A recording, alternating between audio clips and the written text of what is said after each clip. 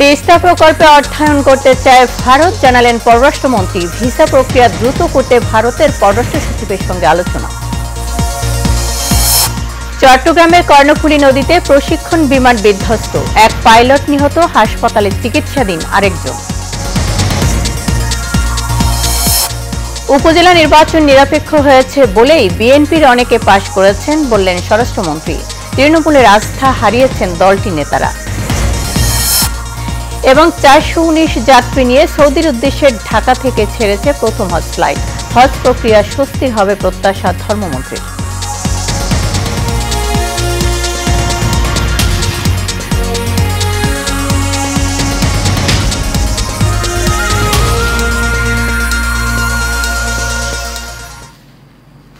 স্বাগত Asian prime নিউজে, সঙ্গে আছি আমি শারমিন জাহান মেরি। শুনছিলেন বিআরবি কেবল ইন্ডাস্ট্রিজ লিমিটেড সংবাদ শিরোনাম। এবার যাব পুরো সংবাদে।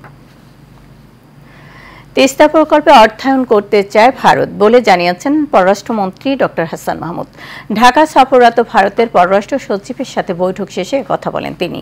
মন্ত্রী জানান, ভারতের ভিসা যেন দ্রুত হয় সেটি নিয়েও আলোচনা হয়েছে দেশটির পররাষ্ট্র সচিবের সাথে। বিস্তারিত নূর মোহাম্মদ ভুইয়ার রিপোর্টে, ক্যামেরায় ছিলেন আনসারুল ইসলাম। ঢাকায় সফরে আসা ভারতীয় পররাষ্ট্র সচিব বিনয় কোয়াত্রার সাথে পররাষ্ট্র মন্ত্রণালয়ে বৈঠক করেন পররাষ্ট্রমন্ত্রী ডক্টর হাসান মাহমুদ। বৈঠক শেষে সাংবাদিকদের সাথে আলোচনার বিষয়বস্তু তুলে ধরেন পররাষ্ট্রমন্ত্রী। আমরা নেপাল থেকে 40 মেগাওয়াট বিদ্যুৎ আমদানি করতে পারবো ভারতের উপর দিয়ে, তো অনেক অগ্রগতি আছে। ভিসা পাওয়াটা এখন যে অনেক ক্ষেত্রে দেরি হচ্ছে, অনেক সময় সমস্যা হয়, অনেক সময় দেখা যায় ডাক্তারের অ্যাপয়েন্টমেন্ট আছে, পাচ্ছে না, সেই জন্যে সেই বিষয়টি বিস্তারিতভাবে আলোচনা করেছে এবং তারা অত্যন্ত আন্তরিক এই বিষয়টি সমাধান করার জন্য এবং সহজে মানুষ যাতে। এ সময় প্রধানমন্ত্রীর ভারত সফরের বিষয়টিও খোলাসা করেন ডক্টর হাসান মাহমুদ। মাননীয় প্রধানমন্ত্রী অনেক আগে থেকেই ভারত সফরের কথা রয়েছে, কিন্তু তাদের সেখানে যেহেতু ইলেকশন, সেই ইলেকশন শেষ না হওয়া পর্যন্ত তো কখন সফর হবে সেটি নির্ধারণ করা যাচ্ছে না। এদিকে আরেক অনুষ্ঠানে জাতীয় প্রেস ক্লাবে পরমাণু বিজ্ঞানী ডক্টর এম এ ওয়াজিদ মিয়ার ১৫তম মৃত্যুবার্ষিকী উপলক্ষে আলোচনা সভায় হাসান মাহমুদ বলেন, ব্যক্তিত্বের কারণেই ডক্টর ওয়াজিদ মিয়াকে চিরজীবন মনে রাখবে বাঙালি জাতি। নূর মোহাম্মদ ভুইয়া, এশিয়ান টেলিভিশন, ঢাকা। জাতীয় অর্থনৈতিক পরিষদের নির্বাহী কমিটির সভায় ৫,৫০০ কোটি টাকার ১০টি প্রকল্প অনুমোদন দেওয়া হয়েছে। আজ শেরেবাংলা নগরের এনইসি সম্মেলন কক্ষে একনিক সভায় প্রকল্পগুলো অনুমোদন দেওয়া হয়। সভায় সভাপতিত্ব করেন প্রধানমন্ত্রী ও একনিক চেয়ারপারসন শেখ হাসিনা। একনিক সভা শেষে সাংবাদিকদের বিস্তারিত জানান পরিকল্পনা বিভাগের সচিব সত্যজিৎ কর্মকার। তিনি বলেন, প্রকল্পগুলো বাস্তবায়নে মোট ব্যয় হবে ৫,৫৬৩ কোটি ৬৮ লাখ টাকা। এর মধ্যে সরকারি তহবিল থেকে ৫,২০৩ কোটি টাকা এবং বৈদেশিক ঋণ থেকে পাওয়া যাবে ৩৬০ কোটি ৪৭ লাখ টাকা।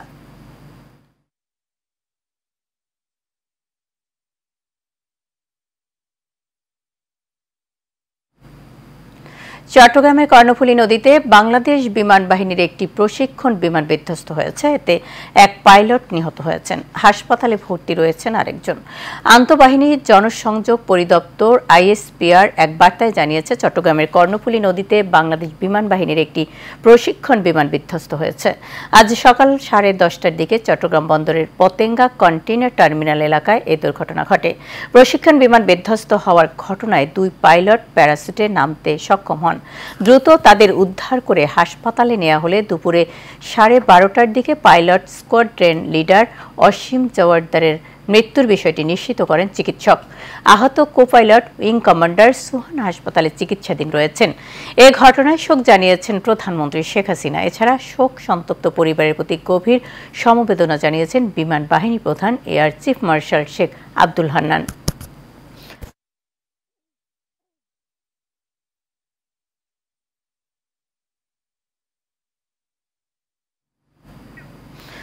সারা দেশে উপজেলা পরিষদ নির্বাচন সুন্দর ও নিরপেক্ষ হয়েছে বলে দাবি করেছেন স্বরাষ্ট্রমন্ত্রী আসাদুজ্জামান খান কামাল।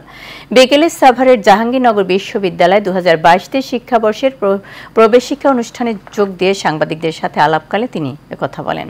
স্বরাষ্ট্রমন্ত্রী আসাদুজ্জামান খান আরও বলেন, উপজেলা নির্বাচনে প্রশাসন সারা দেশে নিরপেক্ষ ভূমিকা পালন করেছে, তাই ভোটাররা তাদের পছন্দের প্রার্থীকে ভোট দিতে পেরেছেন। সরকার কোনো হস্তক্ষেপ কামনা করেনি এবং কোথাও কোনো ধরনের অনাকাঙ্ক্ষিত ঘটনা ঘটেনি বলেই দাবি করেন তিনি। দেশের মানুষ আওয়ামী লীগের সাথে আছে উল্লেখ করে তিনি আরও বলেন, বিএনপির নেতাকর্মীরা তাদের নিজেদের দলের বড় বড় নেতাদের বিশ্বাস করে না বলে এককভাবে উপজেলা নির্বাচনে প্রতিদ্বন্দ্বিতা করছেন। 419 জন যাত্রী নিয়ে সৌদি আরবের উদ্দেশ্যে ঢাকা থেকে ছেড়ে গেছে হজের প্রথম ফ্লাইট। হজের শাহজালাল আন্তর্জাতিক বিমানবন্দরে ধর্মমন্ত্রী ফরিদুল হক খান হজের প্রথম ফ্লাইট উদ্বোধন করেন। এই সময় অন্যান্য বারের চেয়ে এবারের হজযাত্রা স্বস্তির হবে বলে জানান ধর্মমন্ত্রী ফরিদুল হক খান। মুসল্লিদের ভোগান্তি কমাতে সরকারের নানা উদ্যোগ এবং সৌদি আরবের ইমিগ্রেশন দেশে হওয়ায় খুশি হজযাত্রীরা। কাউসার আহমেদের রিপোর্টে বিস্তারিত। ইসলামের পঞ্চম স্তম্ভ হজ পালনের জন্য সারা বিশ্বের লাখ লাখ মুসলমানেরা জড়ো হয় পবিত্র নগরী মক্কায়। এর বড় একটি অংশই বাংলাদেশ থেকে অংশগ্রহণ করে। এই ধারাবাহিকতায় বৃহস্পতিবার সকাল থেকে শুরু হয়েছে হজের প্রথম ফ্লাইট। এর আনুষ্ঠানিক উদ্বোধন করেন ধর্মমন্ত্রী ফরিদুল হক খান। এ সময় হজ ব্যবস্থাপনায় বর্তমান সরকারের আমলে স্বস্তিদায়ক হয়েছে বলে জানান তিনি। 18 সন পর্যন্ত আমরা বিমান ভাড়া করে কিন্তু এই দেশ চলছে, হজযাত্রীদের নিয়ে যাওয়া হয়েছে। 19 সাল থেকে ইনশাল্লাহ বিমান আমাদের ভাড়া করতে হয় না, আমাদের নিজের বিমানে আপনারা যেতে পারতেছেন, সব বাংলাদেশের বিমানে যেতে পারতেছেন। আগামী দিনে আরো বিমান কেনার জন্য মাননীয় প্রধানমন্ত্রী ইচ্ছা পোষণ করেছেন, যাতে আপনাদের যাত্রা সুন্দর হয় এবং আরামদায়ক হয়। অবশ্যই আপনারা দোয়া করবেন বর্তমান সরকারের জন্য, মাননীয় প্রধানমন্ত্রী জননেত্রী শেখ হাসিনার জন্য। মুসল্লিদের ভোগান্তি কমাতে বাংলাদেশ অংশের ইমিগ্রেশন হচ্ছে আশকুরান হজ ক্যাম্পে, আর সৌদি অংশের ইমিগ্রেশন হযরত শাহজালাল আন্তর্জাতিক বিমানবন্দরে। ফলে এবারের হজযাত্রা অন্যান্য বারের চেয়ে স্বস্তির হওয়ায় খুশি হজযাত্রীরা। খুব সুন্দর অবস্থায় আমরা যাইতেছি, এটা আল্লাহ তাআলার কাছে লাখ কোটি শুকরিয়া।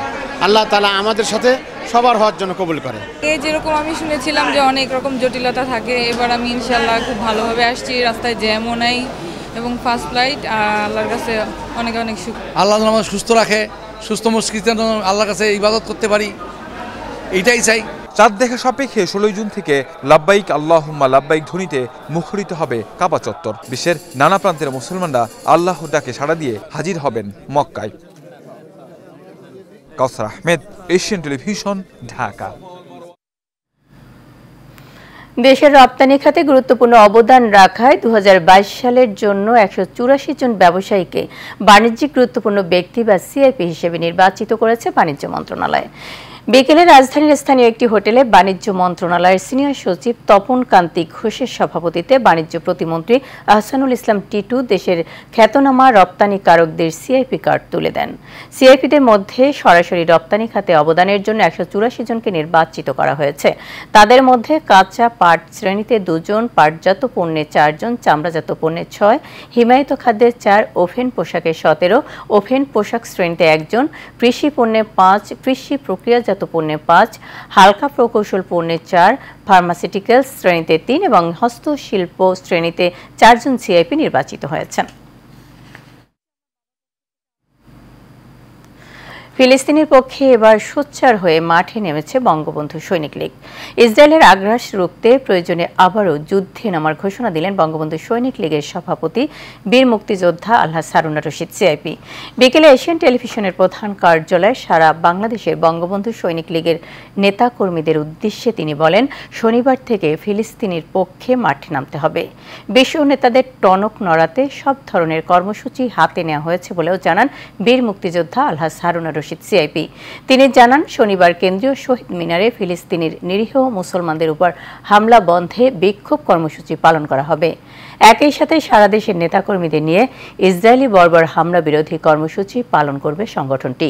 বীর মুক্তিযোদ্ধা আলহাজ হারুন রশিদ সিআইপি আরও বলেন, প্রধানমন্ত্রী শেখ হাসিনা শুরু থেকেই বিশ্ব নেতাদের যুদ্ধবন্ধের আহ্বান জানিয়ে আসছেন।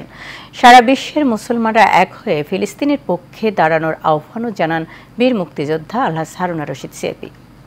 জন্য আমরা সকল সৈনিক লীগের ভাইরা সারা বাংলাদেশে যেখানে আছেন আপনারা শনিবার দিন প্রতিবাদ সভা করবেন। সকল সৈনিক লীগের বঙ্গবন্ধু সৈনিক লীগের যেখানে যেখানে যারা আছেন প্রতিবাদ সভা করবেন আমাদের সাথে একসাথে মিলে। আমরা আর সহ্য করতে পারতাছি না। ফিলিস্তিনের উপরে যেভাবে অত্যাচার জুলুম ইসরায়েল করতেছে, আল্লাহর কাছে বলে আল্লাহ তুমি এটা অতি শীঘ্রে এদের বিচার করো, এটা ফেসলা করো। 70,000 মেডিকেল আছে শিশু ও বড়, 34,000 মৃত্যু শিশু নারী সকলে মিলে। বেশিরভাগ শিশুগুলা মারতেছে ওরা ইচ্ছা করে। আমরা সবাই মিলে সারা বাংলাদেশের যত হুজুর আছেন যত আছেন সবই আসুন আমরা প্রতিবাদ সভা করি, বিশ্বের জানাই বাংলাদেশ ইসরায়েলের বিরুদ্ধে এবং ফিলিস্তিনের পক্ষে আছি থাকব। এবং ফিলিস্তিনের পক্ষে যদি আমাদের যেতে হয়, মানে প্রধানমন্ত্রী যদি বলে যারা আমরা মুক্তিযুদ্ধে আছি ট্রেনিং দেওয়া, ওদের তো ট্রেনিং নাই, ফিলিস্তিনিরা চাকা দেওয়া ফাইট করে ট্রেনিং দেয়া। এবং আমরা চাই ফিলিস্তিনের পক্ষে যুদ্ধ করার জন্য প্রস্তুত। ভেদাভেদ ভুলে বঙ্গবন্ধু সৈনিক লীগের নেতাকর্মীদের কাঁধে কাঁধ মিলিয়ে চলার আহ্বান জানিয়েছেন বঙ্গবন্ধু সৈনিক লীগের সভাপতি বীর মুক্তিযোদ্ধা আলহাজ হারুনুর রশিদ সিআইপি। এশিয়ানের নিকেতনে টেলিভিশনের প্রধান কার্যালয়ে বঙ্গবন্ধু সৈনিক লীগের আসন্ন সম্মেলন উপলক্ষে নেতাকর্মীদের এই আহ্বান জানান তিনি। বলেন, বঙ্গবন্ধুর নামে প্রতিষ্ঠিত এই সংগঠন প্রধানমন্ত্রীর প্রাণের সংগঠন, তাই এই সংগঠনের ভাবমূর্তিও সবসময় উজ্জ্বল রাখতে হবে।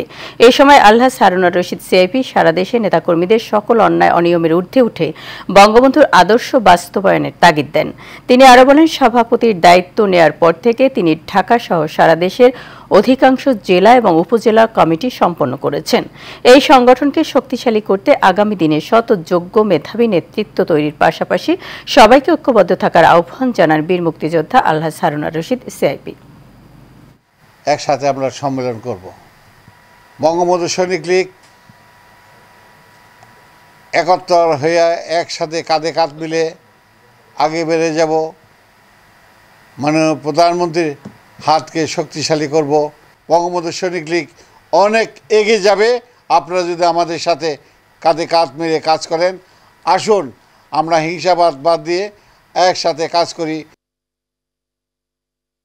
হবিগঞ্জের বানিয়াচং উপজেলায় দুই পক্ষের মধ্যে সংঘর্ষে 4 জন নিহত হয়েছেন। এ সময় শতাধিক লোক আহত হয়েছেন। দুপুরে বানিয়াচং উপজেলার আগুয়া বাজারে ঘটনা ঘটে বলে অতিরিক্ত পুলিশ সুপার পলাশ রঞ্জন দে জানান। নিহতরা হলেন আব্দুল কাদির, সিরাজ মিয়া ও নীলু মিয়া। অতিরিক্ত পুলিশ সুপার পলাশ রঞ্জন দে বলেন, উপজেলায় মন্দুরি ইউনিয়নের আগুয়া গ্রামে ইউপি সদস্য সোহেল মিয়ার সঙ্গে পরাজিত ইউপি সদস্য প্রার্থী বদির মিয়ার বিরোধ ছিল। দুপুরে অটোরিকশার চালক আব্দুল কাদির ও স্ট্যান্ড ম্যানেজার বদির মিয়ার মধ্যে ঝগড়া হয়। এক পর্যায়ে উভয় পক্ষ সংঘর্ষে জড়িয়ে পড়লে ঘটনাস্থলে আব্দুল কাদির ও সিরাজ মিয়ার মৃত্যু হয়। হাসপাতালে নেয়ার পর মারা যান আরও 2 জন। এতে আরও শতাধিক মানুষ আহত হয়েছেন।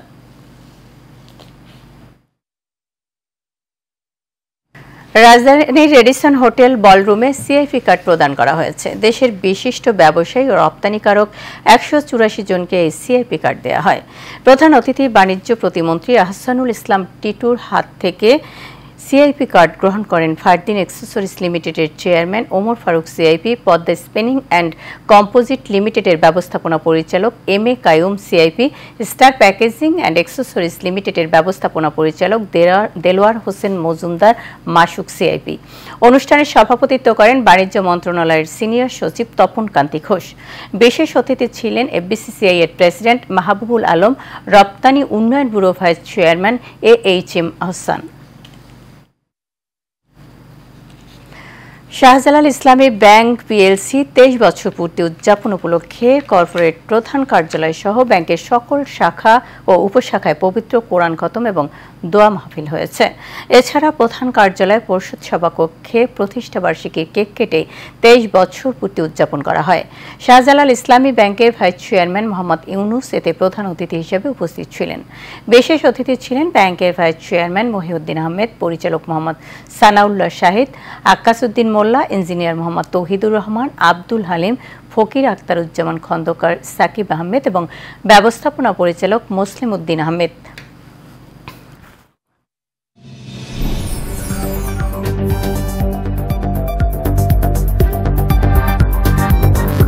এবার এসি মিস্টিল চট্টগ্রাম সংবাদ।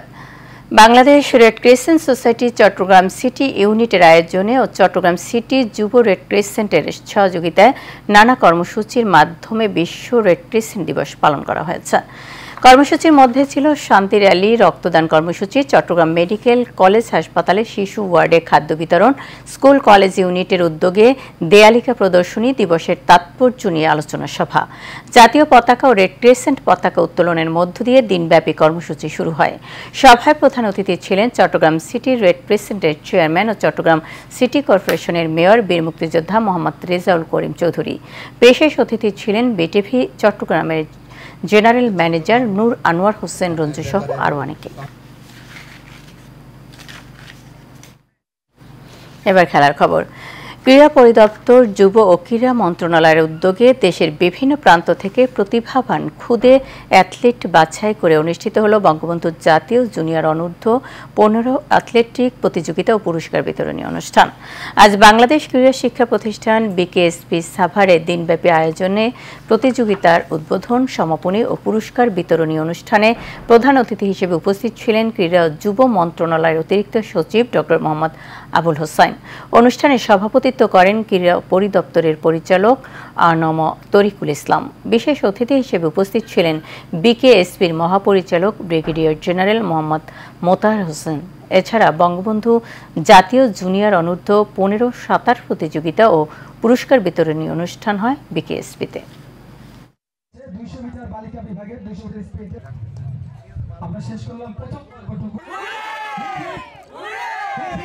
দেশি খেলাধুলা যেগুলো আমাদের হারিয়ে যাচ্ছে, আমরা আগে তারিয়া বাঁধা, গোল্লা ছুট, কত ধরনের খেলা খেলতাম, সেগুলি এখন আর গ্রামে গেলে দেখি না। আমি যেহেতু গ্রামের ছেলে, গ্রামে এগুলি অনেক ধরনের আমরা দেশি খেলাধুলা তখন খেলাধুলা হতো, কিন্তু এখন সেগুলো কমে গেছে, সেগুলো বাড়াতে হবে। এর সাথে শেষ করবে এশিয়ান প্রাইম নিউজ। তার আগে বিআরবি কেবল ইন্ডাস্ট্রিজ লিমিটেড সংবাদ শিরোনাম জানাবো আরও একবার।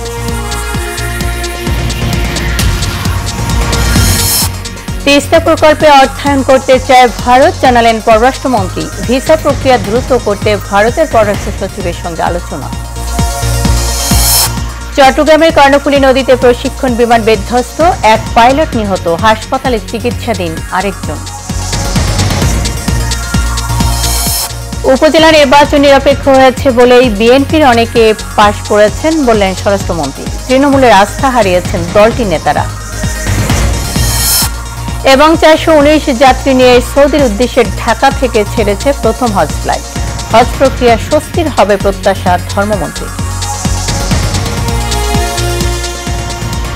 এই ছিল আমাদের এখনকার মতো সংবাদ আয়োজনে। আমাদের পরবর্তী আয়োজন দেখার আমন্ত্রণ জানিয়ে শেষ করছি। এতক্ষণ আমাদের সাথে থাকার জন্য ধন্যবাদ।